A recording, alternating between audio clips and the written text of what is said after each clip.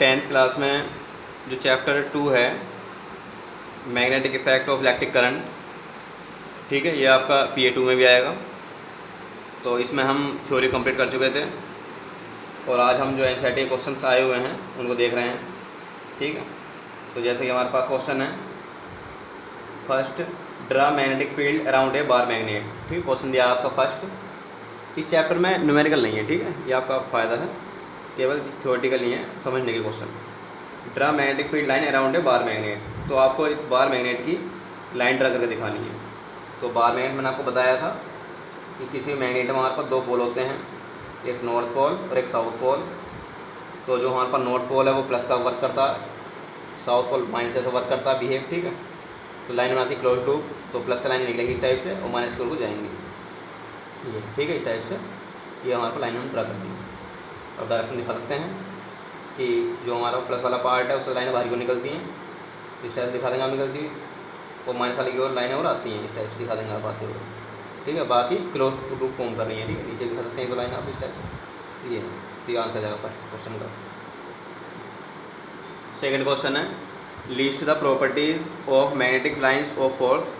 तो जो magnetic line होती हैं उनकी प्रॉपर्टीज़ आपको लिखनी है कुछ। तो मैंने आपको बताया था कि इंटरसेक्ट नहीं करती, ठीक है, नॉट इंटरसेक्ट। कभी भी जो मैग्नेटिक फील्ड लाइन होंगी वो आपस में इंटरसेक्ट नहीं करने की है म्यूचुअली, ठीक है। दूसरा, क्लोज लूप फॉर्म करती हैं, क्लोज लूप फॉर्म, ये आपको याद कर लेना है, ठीक है।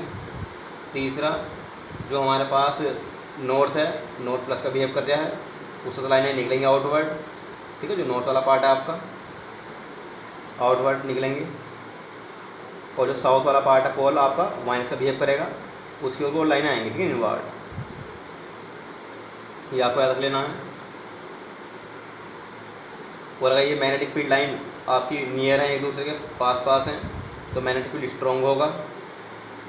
तो अगर आपकी लाइनें थोड़ा गैप में हैं तो मैग्नेटिक फील्ड वीक होगा, ये मैंने आपको बताया था। तो कुछ प्रॉपर्टी आप लिख सकते हैं, ठीक है, 1 या 2 मार्क्स के हिसाब से कर सकते हैं आप इसको, ठीक। थर्ड क्वेश्चन है, बुझाया कि जो मैग्नेटिक फील्ड लाइन होती हैं वो इंटरसेक्ट क्यों नहीं करती। तो मैंने आपको बताया है कि अगर मैग्नेटिक फील्ड इंटरसेक्ट करेंगी तो हमारे पास जो दो डायरेक्शन हो जाएंगी मैग्नेटिक फील्ड की, जो कि इम्पॉसिबल है, ठीक है ना। क्या होगा कि जो मैग्नेटिक फील्ड होगा, मैग्नेटिक फील्ड वो हमारे पास 2 डायरेक्शन शो करेगा, 2 डायरेक्शन शो करेगा, जो कि इम्पॉसिबल है। ऐसा कभी नहीं होगा कि मैग्नेट एक है और हमारे पास डायरेक्शन 2 होने लगे, ठीक है, ऐसा नहीं होने का। तो ये भी आपको याद रखना है। अगला क्वेश्चन है, the magnetic field in a given region is uniform, draw a diagram to represent it, ठीक है। कोई एक मैग्नेटिक फील्ड लो आप और आप ये दिखाओ कि वो जो है यूनिफॉर्म है। तो यूनिफॉर्म अगर आपको मैग्नेटिक फील्ड बनाना है, यूनिफॉर्म मैग्नेटिक फील्ड, तो इस टाइप से आप बना सकते हैं। एक ही डायरेक्शन में लाइनें दिखानी है आपको, सेम गैप पर, सेम गैप पर लाइनें हैं, मैग्नेटिक फील्ड यह दिखाया आपने। यूनिफॉर्म अगर आपको मैग्नेटिक फील्ड शो करना है तो आपको सेम गैप पर लाइनें बना देनी है, ओनली 1 डायरेक्शन में, ठीक है, एक ही डायरेक्शन में, ठीक। इसके बाद क्वेश्चन है, choose the correct option, the magnetic field inside a long straight solenoid carrying current, ठीक है। तो पूछा कि 0 होता है, सेकंड पार्ट है कि डिक्रीज होता है, थर्ड पार्ट है कि इंक्रीज होता है अगर आपको मूव कर रहे हैं उसे, और is the same of all point. देखिए किसी भी सोलेनोइड में इनसाइड जो मैग्नेटिक फील्ड होता है वो सेम होता है, ठीक है। तो ये आप कर सकते हैं क्या कि अगर आपका कोई सोलेनोइड स्टेप्स होती बनी हुई और इसके बीच में जो हमारे पास मैग्नेटिक फील्ड होगा हर एक पॉइंट पे क्या होगा, सेम होगा। तो इसका ऑप्शन आ जाएगा same at all point, same at all point. जो आउटसाइड होता है वहाँ होता है मैग्नेटिक फील्ड 0, सोलेनोइड में आउटसाइड तो होता है मैग्नेटिक फील्ड 0 और इनसाइड ऑल पॉइंट पे सेम होता है, ठीक है, ये आपको याद रखना है। और which of the following property of A portion can change while it moves freely in a magnetic field, ठीक है। तो अगर कोई मैग्नेटिक फील्ड में प्रोटॉन मोशन कर रहा है तो उसमें क्या चीज़ चेंज होगी। मास चेंज हो सकता है उसका, या स्पीड चेंज होगी, या वेलोसिटी चेंज होगी, या मोमेंटम चेंज होगा। ठीक है, तो इसमें क्या होगा, कोई भी चार्ज पार्टिकल अगर मैग्नेटिक फील्ड में मोशन कर रहा है तो उसमें क्या हो सकता है, वेलोसिटी भी चेंज हो सकती है और मोमेंटम भी चेंज हो सकता है। ठीक है, तो इसके ऑप्शन में दोनों ही होने चाहिए, है ना, सी और डी दोनों ही होने चाहिए। वैसे तो वेलोसिटी भी चेंज होगी और हमारे पास मोमेंटम भी चेंज होगा, वेलोसिटी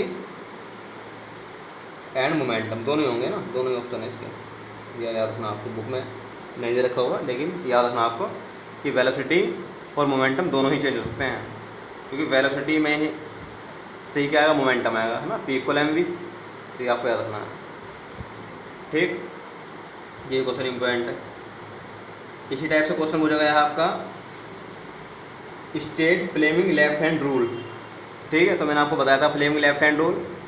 इसी टाइप से मैंने आपको एक ट्रिक बताई थी याद करने की कि फादर, मदर और चाइल्ड। तो अगर आप अपने लेफ्ट हैंड को इस टाइप से स्ट्रेच कर रहे हैं कि वो तीनों एक दूसरे के परपेंडिकुलर हों, तो उनमें अगर थंब आपका फोर्स को रिप्रेजेंट कर रहा है, जो फोर फिंगर है वो आपकी मैग्नेटिक फील्ड को रिप्रेजेंट कर रही है, तो जो मिडिल फिंगर होगी वो करंट की डायरेक्शन को शो करेगी।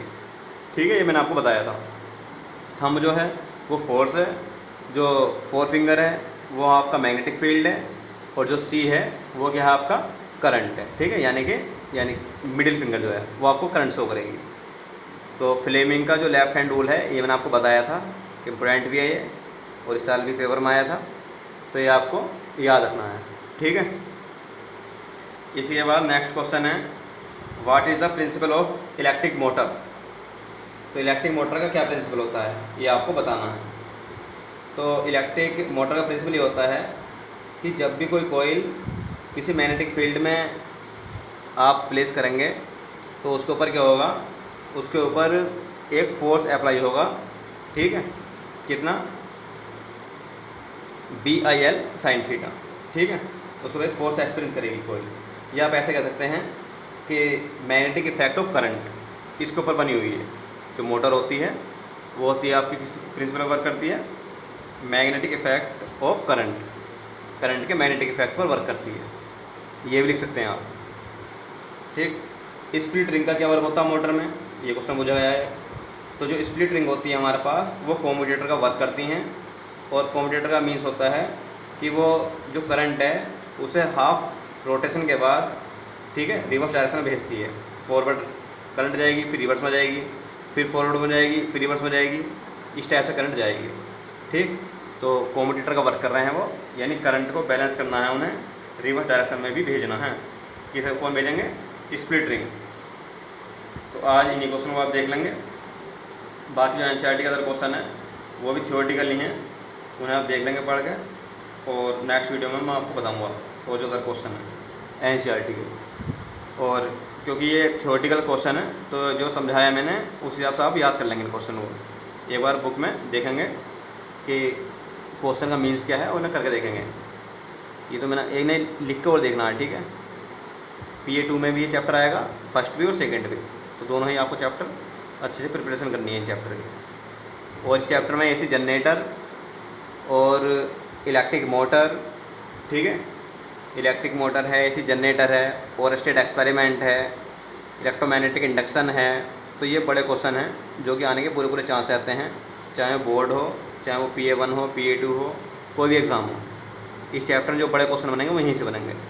तो आपको AC जनरेटर, इलेक्ट्रिक मोटर, इनके डायग्राम बना के काफ़ी प्रैक्टिस करनी है इनकी अच्छे से करके, और जो इनके पार्ट हैं उनको आपको देख लेना है कि किसका क्या वर्क है।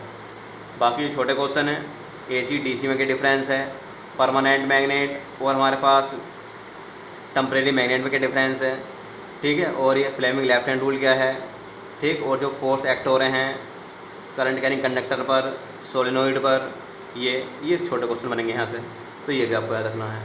तो चैप्टर में न्यूमेरिकल तो है नहीं, तो इसलिए आसान चैप्टर है, कोशिश करेंगे इसे चैप्टर को अच्छे से पढ़ लेंगे।